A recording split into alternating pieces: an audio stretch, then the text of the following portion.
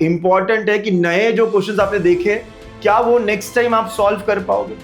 हर test में आपको 8 से 10 क्वेश्चंस नए मिलते ही मिलते हैं। अगर मैं मैथ्स की बात कर रहा हूं तो आप वो 8 से 10 क्वेश्चंस अगली बार खुद से कर पाओगे क्या, यही आपका स्कोर्स इंप्रूव करेगा। राइट, हमेशा आपको ऐसे इंप्लीकेशन में फॉल्स दिया होता था, इस बार ट्रू दिया हुआ है।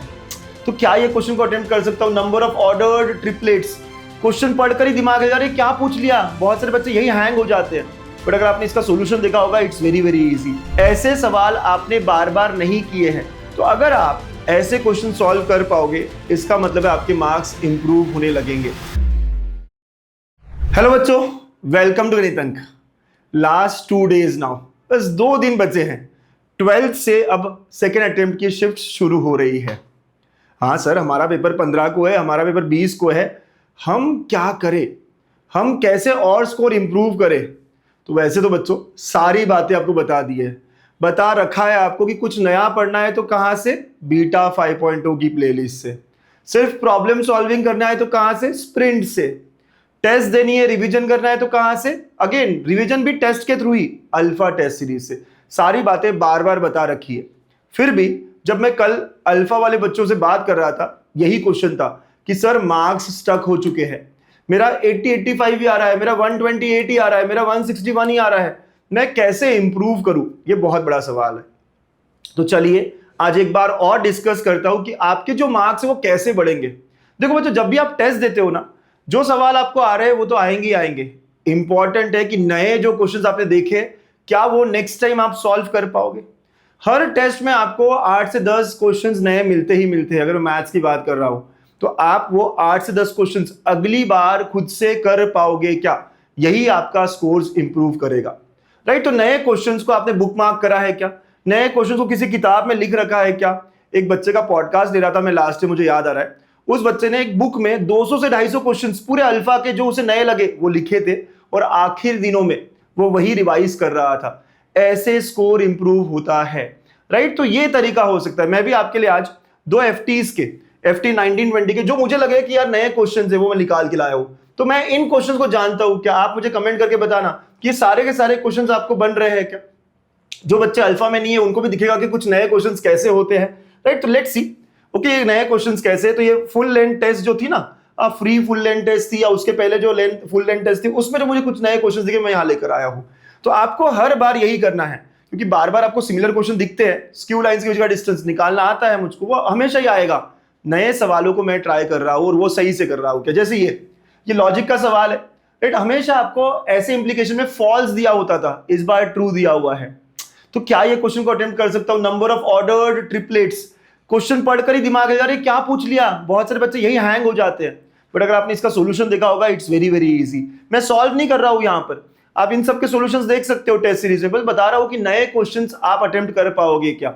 आप कहोगे सर टेस्ट सीरीज में नहीं हमारा, अरे आप देखो सॉल्व करके, आप नीचे लिखो कि सर इसका आंसर ये है, इसका आंसर ये, अच्छा लगेगा मुझे जानकर।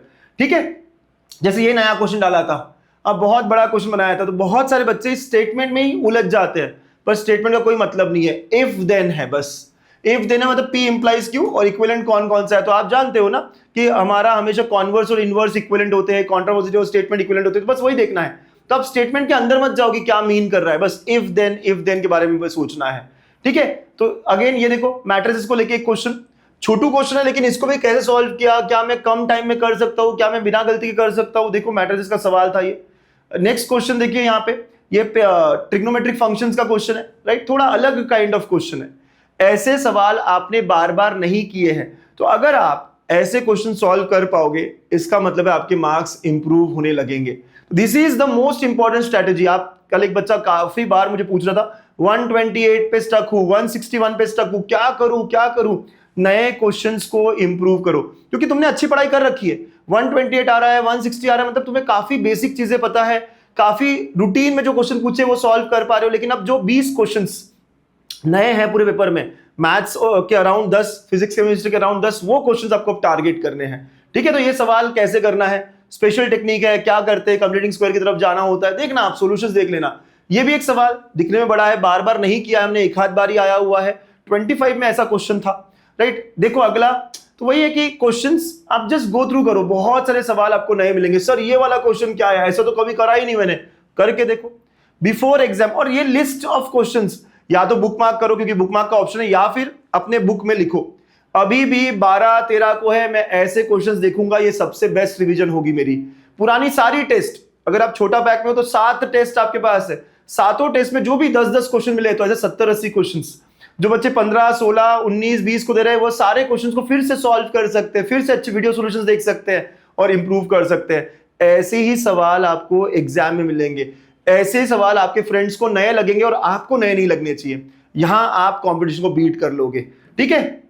और भी सवाल देखो है ना, वेक्टर्स का, ये भी एक अलग तरीके का क्वेश्चन था जो जुगाड़ से सॉल्व हो सकता है। बस दिमाग लगाने की जरूरत है, डरना नहीं है नए क्वेश्चन से, डरना नहीं है नए नए सवालों से। सर ये क्या हो गया, अरे सर ये वाला क्वेश्चन, ये तो वही मैंने गलती करी थी, अभी याद आ रहा होगा, हाँ सर ये मैंने मिस्टेक किया था, मैंने सोल्यूशन देख के इंप्रूव किया। यस, या मॉड आता है ना, जब ओपन होता है तो मॉड फिर कैसे वर्कआउट होता है इस रेंज में, ये सब देखना होता है आपको, ठीक है। ये भी एक बहुत सिंपल है, बट सोल्यूशन देखने के बाद पहले तो हमें लगता है अरे सर क्या होगा, आई नो ये सबकी फीलिंग रही होगी। ये क्वेश्चंस मैंने इसीलिए दिखा रहा हूं यहां पर, ये भी दिखने में बड़ा डिफिकल्ट लगेगा, लेकिन कुछ लोगों को फटाक से क्लिक हो गया कि अरे इसको ऐसा करेंगे, कुछ लोग इसको देख देख कर छोड़ दिए, डर गए, तुक्का मारा।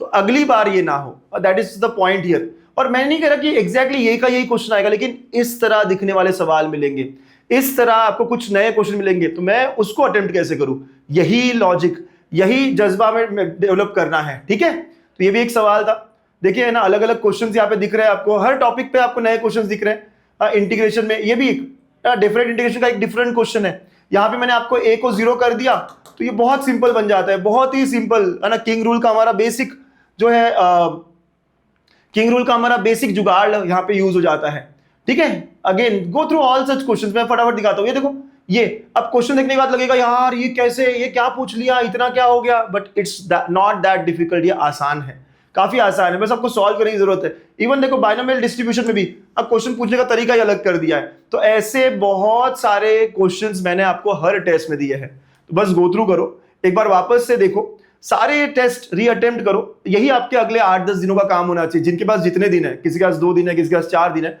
और ऐसे ही आप अपने मार्क्स को इंप्रूव करोगे। तो बार बार यही पूछते हो ना सर मैं स्टक हो गया हूं, कैसे इंप्रूव करूं, नए क्वेश्चंस। बट हाँ, जिनका स्कोर बहुत कम आ रहा है 70-80, उन बच्चों के लिए ये सब नहीं करना है, उन्हें जो क्वेश्चंस हमेशा पूछे जा रहे हैं उन्हीं पे ध्यान दो। हमारे बेसिक कॉन्सेप्ट्स, बेसिक क्वेश्चंस ही अभी नहीं हो रहे हैं, तो 70-80 वाले बच्चे वो सब करें, बट 100+ वाले बच्चे हम इंप्रूव कैसे करें। तो ये तरीका है नए क्वेश्चंस को ठीक से टारगेट करना, नए क्वेश्चंस को ठीक से अप्रोच करना, ठीक है। So all the very best. सही है ना, मैंने सही चीज पकड़ी है ना, कहता हूं ना हमेशा मैं, अंकुश सर सब जानते हैं, अंकुश सर हमेशा आपके साथ होंगे, गणितज्ञ टीम पूरी आपके साथ होगी, आप पढ़ते रहो, आगे बढ़ते रहो। इसके आगे जितनी शिफ्ट्स होगी उसके पेपर एनालिसिस भी हम करेंगे, जैसे हमने फर्स्ट शिफ्ट में करा था।